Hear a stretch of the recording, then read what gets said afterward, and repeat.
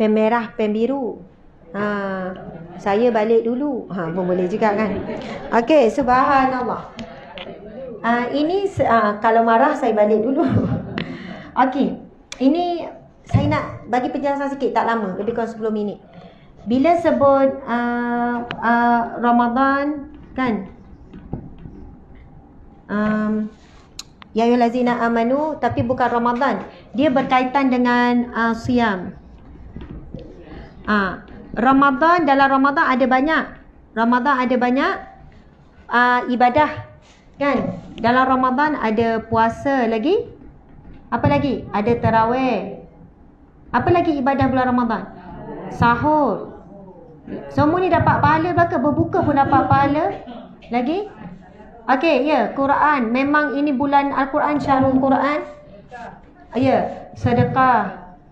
Lagi apa lagi? Sudah. Yalah, zikir. Betul, qiyam. Lepas tu kita sebut apa? Iktikaf.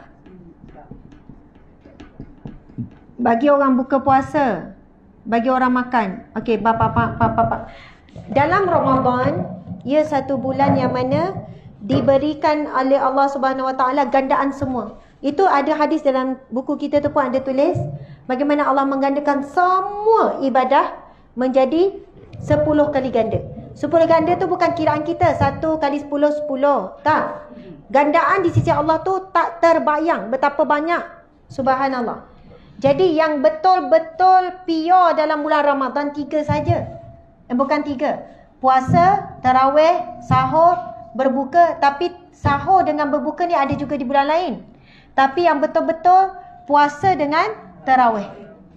Yang betul-betul hanya ada bulan Ramadan saja. Jadi bila sebut bulan Ramadan, ada satu-satunya bulan yang mana Allah sebut di dalam Al-Quran adalah bulan Ramadan. Bulan lain tak disebut.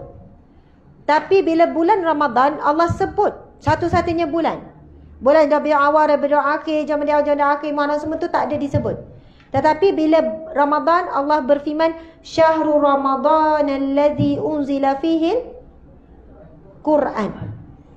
Pada bulan Ramadan diturunkan padanya Al-Quran. Sama juga dengan surah Al-Qadr. Inna anzalnahu fi lailatul qadr. Diturunkan padanya, iaitu Al-Quran, diturunkan. Inna anzalnahu. Sesungguhnya diturunkan Al-Quran pada malam Lailatul Qadr.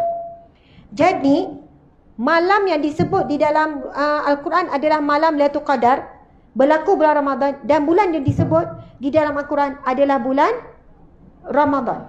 Menunjukkan kemuliaan, darjat kedudukan bulan ini dan malam tersebut.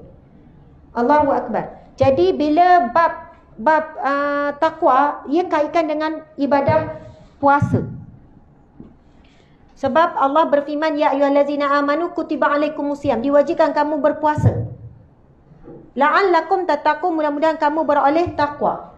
Jadi, subhanallah, antara tujuan utama puasa adalah untuk dapat takwa. Bukan kita kata tarawih, sahur, Quran, baca Quran semua tu dapat takwa. Tetapi inilah jalan soalannya fast track. Ini dari sudut bahasa saja. Kan nanti tanya pula, Ustazah, mana dalil ni fast track, perkataan fast track ni. Saya nak bagi mudah faham. Allah berikan laluan. Mungkin selama ni kita memang zikir, baca Quran, sedekah, gini. Tapi susahnya nak dapat takwa ni, bukan mudah. Jadi Allah berikan kita laluan untuk dapat takwa ni. Laluan fast track ni bukan laluan mudah. Maksudnya laluan singkat. Untuk dapat takwa adalah melalui jalan puasa. Sebab itu ulama bincang lagi, kenapa puasa bulan Ramadan, bukan puasa sunat, puasa bulan Ramadan ini nilainya tu sangat tinggi berbanding ibadah-ibadah yang lain.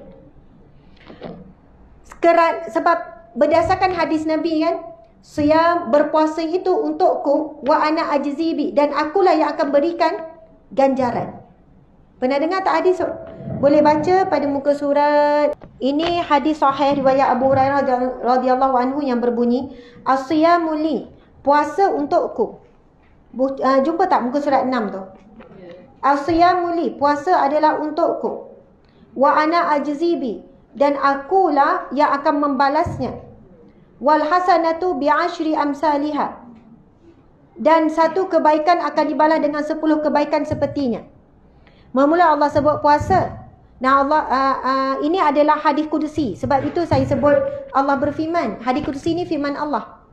Jadi bila kita tengok Allah menyebutkan dalam hadis ini, hadis kudusi, puasa untukku dan akulah yang akan mengganjarinya, akan membalasnya. Dan satu kebaikan akan dibalas dengan 10 kebaikan.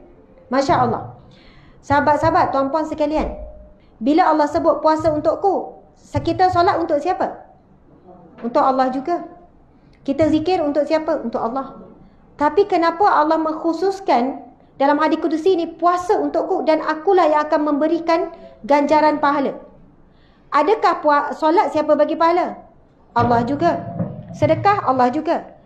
Sebab itu di situ nanti ibu-ibu baca penjelasan perbincangan ahli ulama membahaskan tentang kenapa sampai Allah menyebutkan begitu untuk ibadah puasa.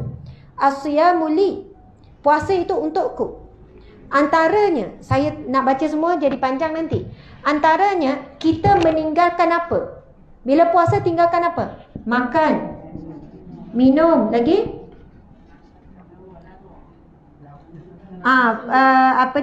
nafsu. Nafsu ni ialah nafsu makan minum, ataupun kita sebut hubungan suami isteri. Lagi kita meninggalkan apa-apa yang membatalkan puasa lah. Okey. Kita tahu asyam maksudnya menahan diri. Makan minum. Kita sebenarnya mampu tak makan minum? Kita meninggalkan.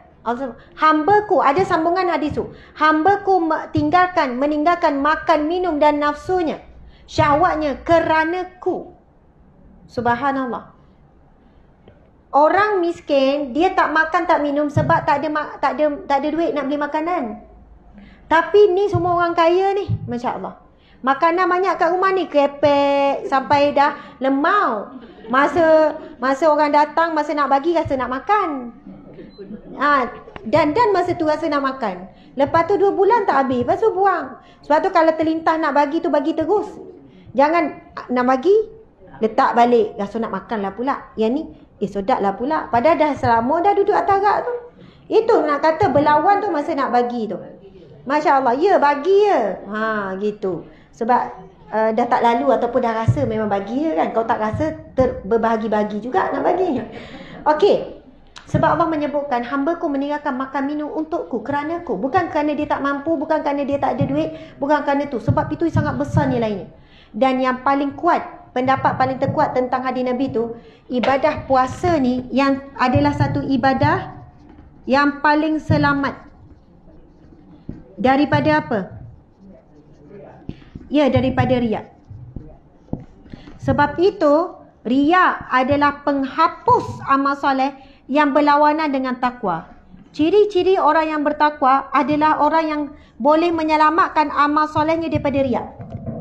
Bukan ciri-ciri orang yang bertakwa adalah orang yang banyak amal soleh, tetapi orang yang boleh menyelamatkan amal solehnya daripada riak, daripada penyakit hati, ujub, takabur, semua itulah, bukan riak saja. Puasa di bulan Ramadan adalah satu ibadah yang paling selamat daripada penyakit hati. Kan penyakit hati tu banyak yang boleh merosakkan pahala. Kerana apa? Sebab apa kata selamat? Contohlah saya jumpa Hajah Zubaidah kan. Zubaidah ke Zabedah? Zabedah. InsyaAllah. Kan? Bulan Ramadan saya jumpa. Lepas tu saya pun cakap dekat Hajah. Hajah, saya puasa hari ni. Hajah pun mungkin tenganga. Yolah Ustazah, dah bulan Ramadan memang puasa lah.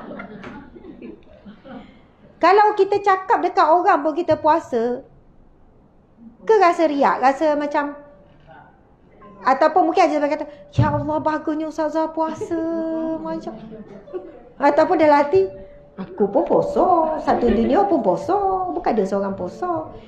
Subhanallah. Pertama, ia adalah satu ibadah yang semua orang buat, dan itu wajib. Subhanallah. Dan ada tak beza puasa saya dengan puasa Hajah Zabedah? Adakah saya kan, bila puasa saya bagus, nampak bagus tu? Beza lah Ustazah puasa dengan Hajah Zabedah puasa.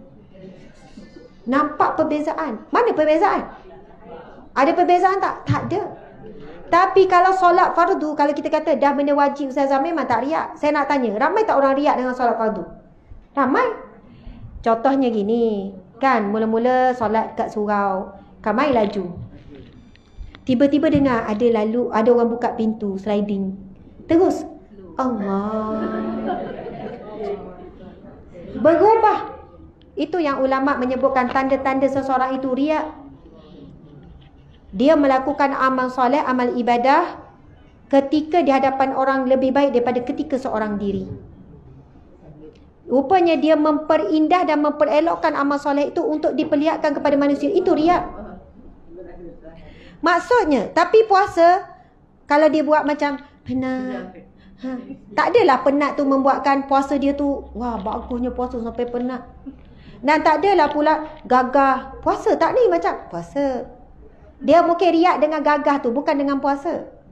Masya Allah. Jadi tuan-puan dimati Allah sekalian, ibadah lain ada berbeza. Walaupun zakat, ui banyaknya kau zakat. Alah 1 juta. Apa sangat? Contohnya, bila banyak zakat dia, walaupun wajib, teruji juga riak tu. Sedekah pun sama, yang lain-lain. Haji pun sama. Bukan mudah nak dapat haji mabrur. Subhanallah. Haji ya, subhanallah. Dapat, Masya Allah. Pergi tarikh bila ni? Pergi dengan mana? Pergi private. Wow. Dah berubah dah.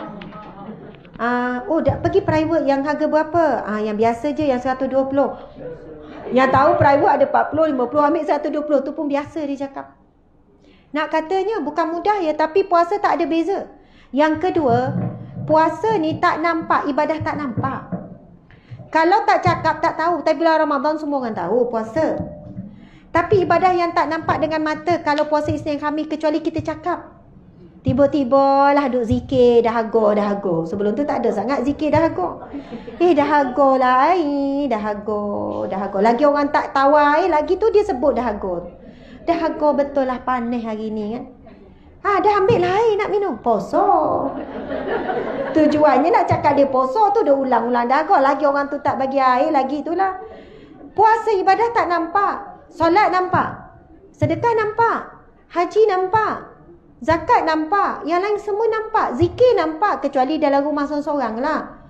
Tapi puasa jalanlah mana. Tak ada orang kata, tu orang tu tengah puasa. Macam mana kau nampak?